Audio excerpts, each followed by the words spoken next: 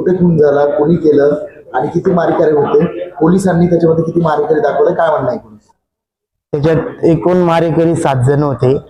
मित्राचा खून इंदोरी bypass जयमल्हार hotel पाशी झाला, पण त्याच्यात त्यांनी एकच आरोपी वरती सगळं दोष दाखवून एका आरोपीला अटक करून त्याची MCR करून जेल एंट्री पण केली आणि पूर्ण तपास झाला असं आम्हाला सांगतात येत की पूर्ण तपास झाला आणि अजूनही आमच्याकडे 90 दिवस आहे. तपासात जर अजूनही काय आढळून आलं तर आम्ही बाकीच्या आरोपींवरती ऍक्शन घेतो. आणि ते आम्हाला असं पण सांगतात की जर तो व्यक्ती तिथं नसेल तर त्याच्यावरती आम्ही कसं काय आरोप करू. पण मी प्रत्यक्ष त्यावेळेस तिथं विश्वास येवले, अक्षय येवले, अभिषेक येवले, परत वैभव मांडेकर, हर्षद पिंगळे आणि इतर 2 असे एवढे जणांना मी तिथं घटनास्थळी पाहिलेले. ज्यावेळेस माझ्यावरती मला मारलं त्यावेळेस ते मारत होते आणि त्याच्यानंतर ज्यावेळेस किरणला मारत होते त्याच्यानंतर 2-3 जणांनी त्याला धरलं होतं आणि 2-3 जण त्याला मारत होते. असे एवढे सगळ्यांनी गिरून त्याला मारलेले. त्याच्यावरती एक आपली झाड लावायची कुंडी असते, त्या 2 कुंड्या पण फेकून मारलेले.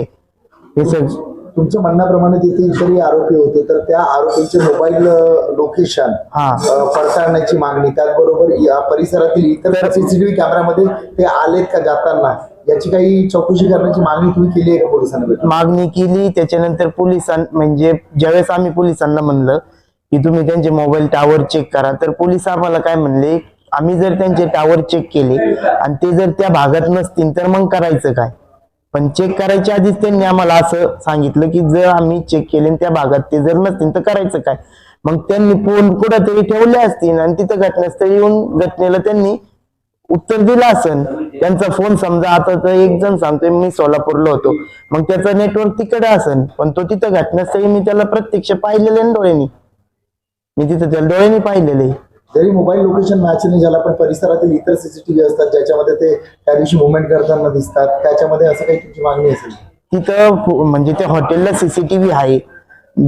CCTV म्हणजे 8-8:30 वाजेपर्यंत CCTV चालू होते, त्याच्यानंतर CCTV बंद झाले. असं कसं होईल ना. आणि त्या हॉटेलच्या पुढच्या साईडला एक हॉटेल आहे इंद्रायणी वेज म्हणून, त्या हॉटेलला फुटेज आहे. बरं तिथून पुढे गेल्यानंतर निसर्ग हॉटेल आहे, तिकडे पण कॅमेरे.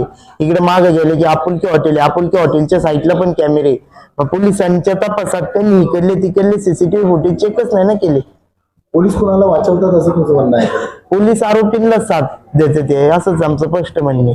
तुम्ही तिथे कशाला गेले होते? कारण की तुम्ही तिथे सारखे जाऊन वाद घालताय असं त्यांचं म्हणणं होतं. तुमचं तिथे जाण्याचं कारण काय होतं?